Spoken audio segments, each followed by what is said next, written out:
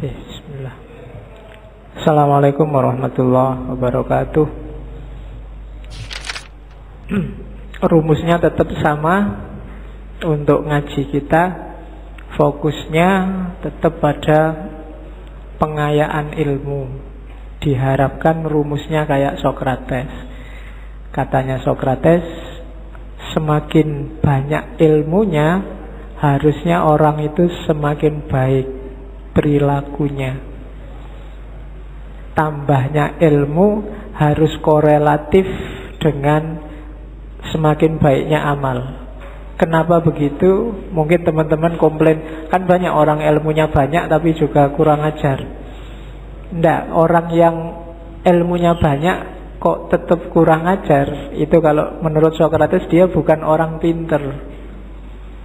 Karena kalau orang ilmunya banyak tetap perilakunya tidak bagus, dia sedang melakukan sesuatu yang bertentangan dengan ilmunya, dan itu akan menghasilkan hidup yang gelisah, hidup yang galau. Dan hanya orang bodoh yang milih hidup sumpek. Orang yang sudah tahu kalau korupsi itu jahat, merusak, kok tetap korupsi, itu katanya Sokrates orangnya bodoh. Maka visi kita di ngaji ini yang bolak-balik saya sampaikan, semakin nambah ilmunya harusnya semakin baik kelakuannya. Rumusnya itu. Kalau belum, ya diusahakan. Kan cuma itu. Kita sekarang masuk ke seorang sufi besar. Oke, bismillah, sekarang kita lihat ya. Punya apa Rumi? Sebentar kita lihat garis besar pikirannya sebelum masuk ke cinta. Gagasan dasarnya hampir semua sufi adalah melampaui yang lahiriah. Itu kalimat-kalimatnya Rumi. Dari fihi ma fihi itu salah satu karya Rumi yang tidak puisi, tapi bukunya agak tipis, yang ngomong tentang metafisika.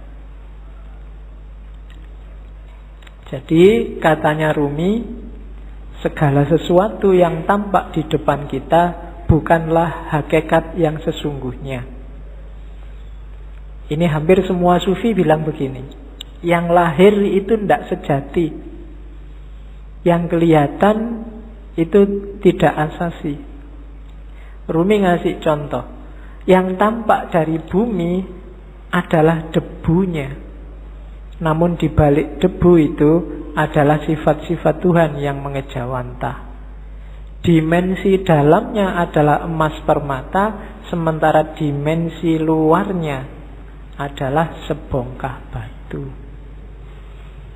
Jadi ini penekanan sangat serius dari para sufi. Kita jangan ketipu oleh lahiriah. Karena yang lebih punya nilai itu adalah yang dibalik lahir. Ya kalau manusia berarti ruhaniyahnya lebih penting. Kalau itu sesuatu berarti esensinya, bukan eksistensinya. Yang ruhaniyah bisa menipu. Bumi itu kelihatannya cuma debu, tapi kalau kamu masuk ke dalam, banyak hal berharga di situ. Ada emas, ada minyak. Banyak juga hal tidak berharga. Lebih kotor dari rebu, mungkin kotoran, tapi dia tidak kelihatan, ada di balik yang fisik. Maka jangan ketipu yang fisik.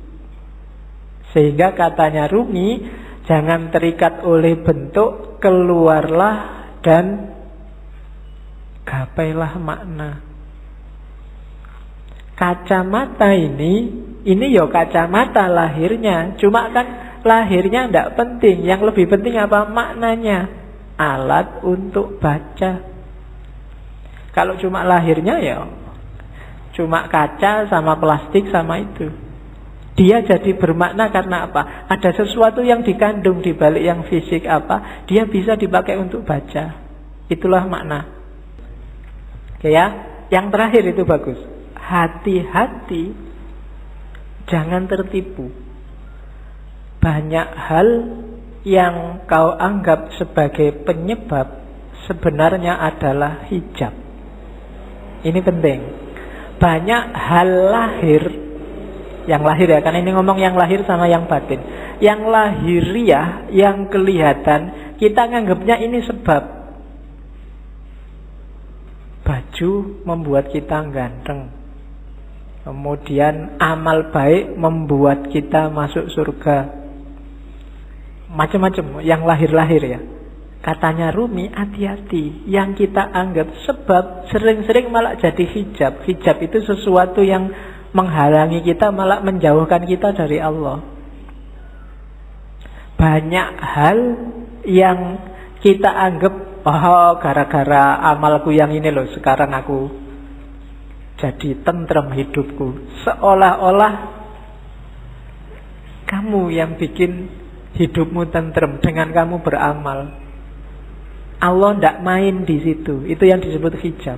Perannya Allah kamu hilangkan. Kamu menjauh dari Allah gara-gara yang kamu anggap sebab tadi. Gara-gara amalku ini sekarang rezekiku berkali lipat. Amalmu itu kan sebab. Itu loh. Kamu nganggap dengan kamu beramal terus Allah ngasih kamu, jadi kayak kamu bisa merentah Allah. Ini hijab kalau bahasanya Rumi. Bikin kamu malah jauh dari Allah. Seolah-olah kamu yang mengatur ceritanya, padahal bukan. Kan sering ya yang ceramah-ceramah, mari kita sedekah sekian, nanti baliknya sekian. Sering-sering. Nah, ndak, iya mungkin begitu, tapi jangan dianggap sebabnya itu. Terserah Allah lah. Misalnya Allah menjanjikan 7.000, terus kamu cuma dikasih 5.000, apa ya? Kamu bisa komplain. Atau ayatnya bilang 7.000, terus kamu dikasih 700.000, kan ya ndak suka-suka Allah. Amalmu bukan sebabnya. Kalau kamu merasa amalmu sebabnya, kalau kamu merasa yang lahiriah sebabnya, biasanya terus jadi hijabmu yang bikin kamu jauh sama Allah. Seolah-olah yang bikin cerita dirimu. Sodakoah biar nggak ketemu bencana. Seolah-olah kamu yang ngatur ceritanya. Itu yang oleh Rumi disebut hijab. Jangan salah, yang lahir-lahir, yang sering kita anggap sebab, itu ternyata nantinya berubah jadi hijab. Jadi lampauilah yang lahiriah itu. Terus, nah, kata-kata Rumi lagi. Kalau manusia dianggap manusia dari fisiknya, dari lahirnya saja, maka Muhammad dan Abu Jahal itu memiliki kualitas yang sama. Lukisan di dinding pun persis seperti manusia. Lihatlah, apa yang kurang? Lukisan indah itu kehilangan ruhnya. Jadi manusia juga begitu. Jadi manusia atau tidak yang sejati tidak tergantung fisik, tapi tergantung dimensi batinnya. Kalau hanya fisik, maka Muhammad dan Abu Jahal itu ya sama-sama Arabnya, sama-sama punya jenggotnya, sama-sama pakai jubahnya, sama-sama pakai bahasa Arab. Tapi yang membedakan apa? Ruhaniyahnya, batinnya. Maka kalau menilai, patokannya jangan luarnya. Oke, jadi ndak lampaui yang lahir, jangan ketipu oleh yang lahiriah. Banyak orang tertipu di situ. Jadi katanya Rumi, duhai saudara, engkau adalah apa yang kau rasakan dalam pikiranmu. Selain itu hanya tulang dan daging. Kalau kau anggap dirimu bunga, maka engkau adalah taman bunga. Kalau kau anggap dirimu semak berduri, maka engkau hanyalah bahan bakar perapian. Itu maksudnya Rumi, ayo kita garap wilayah batin kita. Kamu nganggap dirimu hari ini apa sebagai manusia? Jangan berhenti di kulit dan daging. Jangan sibuk mikir, aku sudah ganteng apa belum ya? Hari ini kayak gimana kelakuanku yang fisik-fisik. Enggak. Coba dilihat batinnya dulu, dibereskan. Kalau yang dalam sudah beres, keluarnya pasti bagus. Itu maunya Rumi. Kalau dalamnya masih belum beres, ya susah. Jadi lampaui dulu yang lahir. Oke. Bahkan banyak amalan-amalan ibadah lahir di banyak hadis jadi tidak bernilai ketika batinnya tidak ikut. Kan banyak itu kan.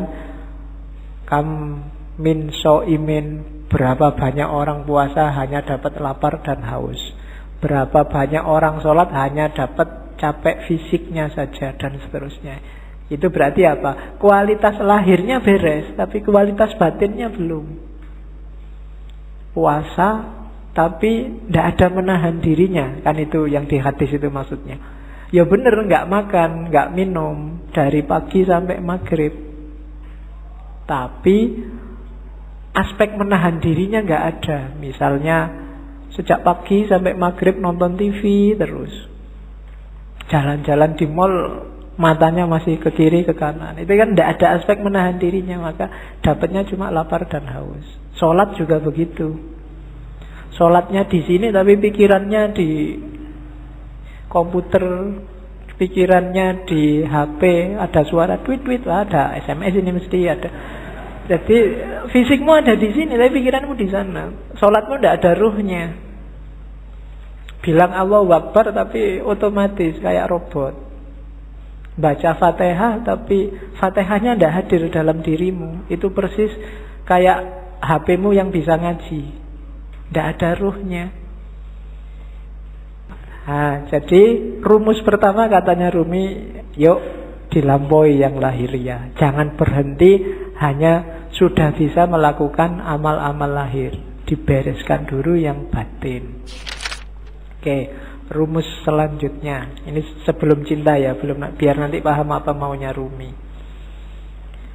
Ini sama kayak banyak sufi yang lain. Katanya Rumi, manusia ini jagat kecil. Bahasa filsafatnya mikrokosmos, alam sohir. Alam semesta ini alam kabir. Dalam diri mikrokosmos ada makrokosmos, ada dalam dirimu terkandung semua unsur-unsur alam semesta. Makanya Al-Quran menyuruh, lihatlah sekelilingmu dan lihatlah dirimu sendiri. Karena dalam diri kita, apa yang ada di alam, dalam diri kita ada, dalam bentuk mini. Unsur-unsur alam apa saja itu sebenarnya ada. Mineralkah, air, api, udara, tanah, ada semua dalam diri kita. Jadi kita ini mikrokosmos. Maka pertama-tama pahamilah dirimu, kenali dirimu, lihatlah ke dalam. Nah, kalau sudah paham diri kita, kita akan paham alam semesta. Karena dalam diri kita ada seluruh alam semesta. Kalau kita sudah paham alam semesta, kita akan paham Allah. Karena alam semesta ini manifestasi dari sifat-sifat Allah semuanya, A sampai Z. Makanya ada hadis yang bilang, man arofa nafsahu faqad arofa robbahu. Barang siapa kenal dirinya, dia akan kenal Tuhannya. Rumusnya apa? Dalam diri kita ada alam semesta, makrokosmos. Makanya kita disebut mikrokosmos. Begitu kita paham makrokosmos dan mikrokosmos, kita akan paham tentang Tuhan. Kenapa? Karena alam semesta ini isinya adalah manifestasi dari semua sifat-sifat Tuhan. Tuhan yang penyayang, Tuhan yang pemaaf, Tuhan yang teliti, Tuhan yang maha adil, dan seterusnya. Itu kan ada di alam semesta ini. Keadilannya, sayangnya, dan seterusnya itu kan bisa kita lihat di jagat besar, termasuk jagat kecil diri kita sendiri. Betapa telitinya Allah. Misalnya matahari itu kalau lebih dekat 10 cm aja dari bumi, bumi tidak akan kuat, dia akan terbakar dan kalian tidak bisa hidup. Atau dia lebih jauh 10 cm saja, bumi juga tidak akan ada kehidupan, pasti akan beku. Kok matahari bisa pas begitu? Itu ketelitian Allah. Tidak mungkin nggak sengaja. Dalam alam zohir dan alam kabir, kamu bisa membaca semua tanda itu dan menemukan Allah dan memahami Allah. Maka man arofa nafsahu faqad arofa robbahu. Jadi manusia sebagai mikrokosmos dan makrokosmos. Maka hakikatnya kita dan alam itu levelnya sama. Jangan mengeksploitasi alam, jangan merusak. Itu apa? Karena ini bagian dari kita. Termasuk dengan sesama. Kita dan masyarakat yang lain itu satu. Kita dan alam semesta itu satu. Hanya kita dalam bentuk mini. Oke, saya lanjutkan. Karena malam ini materinya agak banyak. Ini kalimat yang saya suka dari Rumi. Jangan engkau seperti iblis, hanya melihat air dan lumpur ketika memandang Adam. Lihatlah di balik lumpur beratus-ratus ribu taman yang indah. Kalimat ini menurut saya penting karena orang Indonesia hari ini cara berpikirnya landasannya adalah suudzon. Nganggap orang lain jelek, khususnya yang berbeda dengan dirinya. Kalau sudah benci, tidak ada baiknya sedikit pun. Itu disindir oleh Rumi. Orang kayak gini, kayak iblis, yang melihat Adam hanya dari sisi air dan lumpurnya. Tidak melihat bahwa siapapun itu kalau manusia, di balik yang fisik yang kelihatan, mungkin yang kurang ajar, yang jahat, yang ada entitas ketuhanan. Ketika di Al-Quran Allah bilang wa nafakha fihi min ruhi, dan kutiupkan dalam diri manusia itu sebagian dari ruhku. Itu kan ya untuk semua manusia, tidak cuma untuk orang baik saja. Ya orang jahat ya ada ruhnya juga, yang bagian dari Allah. Hanya saja di orang-orang yang jahat, yang jelek ini, ruhnya Allah ini terhijab banyak sekali dia, sehingga tidak kelihatan, sehingga gelap. Tapi dia tetap manusia, harus ditolong. Tidak kayak iblis, dilihat jeleknya saja pokoknya. Nah, yang melihat jeleknya saja itu hanya melihat air dan lumpurnya Adam. Padahal Adam itu punya ribuan, ratusan ribu taman yang indah. Manusia itu indah. Kehidupan manusia juga indah. Ya kita sendiri yang sok-sok merusak. Dengan nafsunya tentunya ya. Hari ini kita sering jadi iblis. Kita ya jangan nunjuk orang lain. Biasanya nek wis benci kan terus gak ono api belas. Sejahat apapun orang, pasti ada sisi-sisi tertentu dalam hidupnya yang masih baik. Perampok, pembunuh itu kalau pas dia makan, ya ketika dia makan ini baik, wong dia memelihara jasad titipan Allah dalam dirinya. Waktu dia pulang, misalnya punya anak kecil terus ndulang anaknya, itu ya baik. Mungkin terus dia mandi, menjaga kebersihan, itu kan juga baik. Malingnya jelek, iya. Ngerampoknya jelek, tapi banyak sisi yang baik dalam kehidupannya. Tapi kalau begitu kita benci, yang baik-baik ini nggak kita lihat. Sebaliknya kadang-kadang juga begitu kita suka, yang jelek-jelek nggak kita lihat. Nah, maka yang penting yang pertama jangan kayak iblis ya, suka benci orang lain. Kalau ada orang tersesat, diingatkan. Kalau dia ngeyel, ya sudah, kan gitu rumusnya. Ada orang mau ke Jakarta kok jalannya ke timur. Ya jangan dimarahi, jangan dipisu-pisui, dipukuli, kurang ajar kamu ke Jakarta kok ke timur, kan enggak. Ya Mas, Jakarta itu ke barat, sampai kok jalan ke timur. Ya suka-suka saya dong. Ya sudah. Kan gitu aja. Hari ini kan kamu gitu, ada orang kamu anggap sesat, terus kamu marah-marahi, kamu pukuli, nggak ditunjukkan yang benar gimana. Tunjukkan ya, tugas kita kan cuma tabligh, sampaikan aja. Kalau nggak diterima ya sudah. Perkara nek kamu kesasar mau ke Surabaya kok terus nyampe Banyuwangi, mau ke Jakarta nyampenya Banyuwangi, ya dinikmati saja. Urusannya dia. Nah, yang penting kita jangan jadi iblis. Kalau ada orang beda, orang kita anggap sesat, terus kita lihat jeleknya saja. Terus, ini penting juga, akal. Rumi termasuk orang yang memposisikan akal tidak sebagai puncak. Akal itu penting, tapi akal hanya transit. Akal harus dilampaui. Tidak boleh orang berhenti hanya di akal. Kalau kita hanya bersandar pada akal, maka kita bersandar pada batas pengalaman kita sendiri. Karena sejauh apapun ilmu kita, ya sebatas yang pernah kita alami. Ilmunya mahasiswa filsafat pasti beda dengan mahasiswa pendidikan, pasti beda dengan mahasiswa teknik. Itu batasnya akal. Jadi saya bilang tadi, akal hanya transit. Katanya Rumi, akal, jasmani, lahiriah, ini harus sih, cuma dia bukan tujuan, dia hanya alat transit kita untuk menggapai yang lebih dalam, lebih tinggi, wilayah ilahiyah.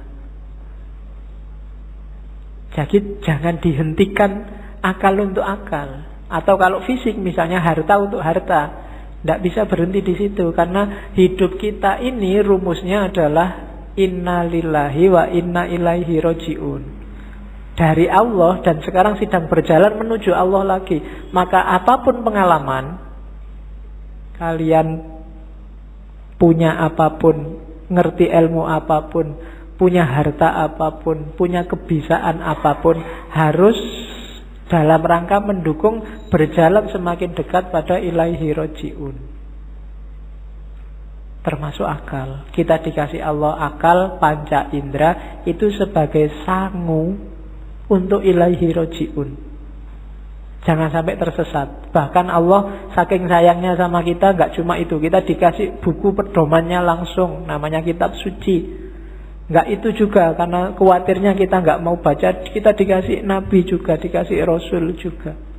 Dalam rangka apa? Biar langkah kita ilaihi roji'un ini pas, gak keliru. Maka katanya Rumi, akal kita, panca indera kita, apapun yang kita bisa, yang kita miliki, ini harus jadi jalan, harus kita lampaui menuju ilaihi roji'un tadi, dalam rangka bertemu dan berjumpa sama Allah. Kalau enggak, berarti satu di antara dua. Kalau bukan kesia-siaan yang nanti kita sesali, mungkin juga ketersesatan. Sia-sia itu tidak ada gunanya, kita tuas capek. Tersesat itu kita nyeleweng, jalurnya tidak ilaihi roji'un. Kalau Al-Quran bilang yang bisa ilaihi roji'un itu nafs mutmainnah. Ya ayyatuhan nafsul mutmainnah, jiwa yang tenang. Maka tugas kita di dunia ini bikin nafs kita mutmainnah, biar nanti bisa ilaihi roji'un, bisa kembali dengan mulus, dengan lancar pada Allah. Apapun fasilitas yang diberikan Allah pada kita sekarang, manfaatkan itu untuk ilaihi roji'un. Hakikat kita ada di situ. Dan semua yang bikin kita semakin jauh dari ilaihi roji'un, hindarilah. Termasuk mungkin yang casingnya, casing itu kan tampakan luarnya, kelihatannya ini sangat agama deh, kelihatannya ini sangat islami deh, tapi kok rasanya bikin kamu semakin gak dekat sama Allah, mending dijauhi. Saya sudah mau masuk ke cinta, cuma puisi ini menarik saya untuk bekal teman-teman. Bagus untuk tidak kemerungsung. Jika engkau belum punya ilmu, hanya prasangka, ya milikilah prasangka yang baik tentang Tuhan. Begitulah caranya, katanya Rumi. Jika engkau hanya mampu merangkak, maka merangkaklah kepadanya. Enggak usah nunggu pinter tasawuf, pinter ilmu kalam, pinter fikih baru mendekati Allah. Bisanya apa? Ya dengan itu kamu mendekat ke Allah. Jika engkau belum mampu berdoa dengan khusyuk, tetaplah persembahkan doamu yang kering, munafik, tanpa keyakinan itu. Karena Tuhan dengan rahmatnya akan tetap menerima mata uang palsumu. Jadi tidak apa-apa wis. Berdoa sebisamu. Ya agak palsu-palsu dikit, munafik-munafik dikit. Itu kan kering, munafik, tanpa keyakinan. Keyakinan itu penting loh dalam berdoa. Karena Allah menjawab doamu itu sejauh keyakinanmu. Saya sering bilang kan, kalau kamu berdoa, ya Allah semoga semester ini saya lulus kumlot, tapi kamu bisa ndak ya wong itu ya ndak, kamu sendiri ragu-ragu ya ora dibales, kamu sendiri nggak yakin. Keyakinan itu penting. Pak, saya keyakinannya separuh, apa ndak usah berdoa saja? Ya berdoa saja, jangan khawatir.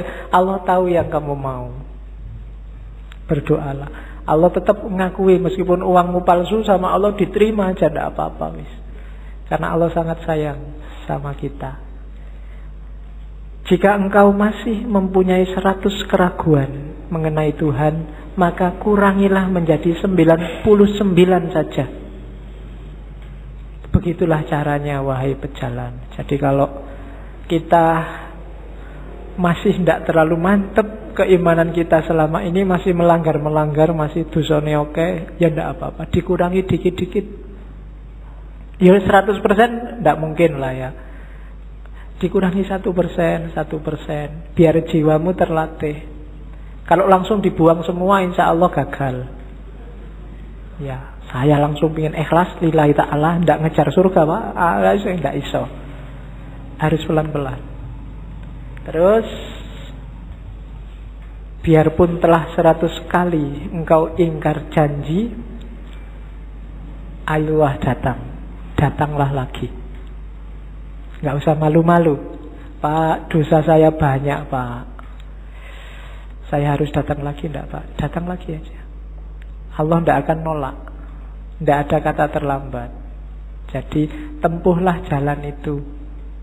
Pak, itu dhuwur banget ya Pak teorinya Pak, tinggi sekali apa ya? Saya bisa Pak, bisa. Pelan-pelan, sedikit-sedikit, biar ilaihi roji'unnya sempurna.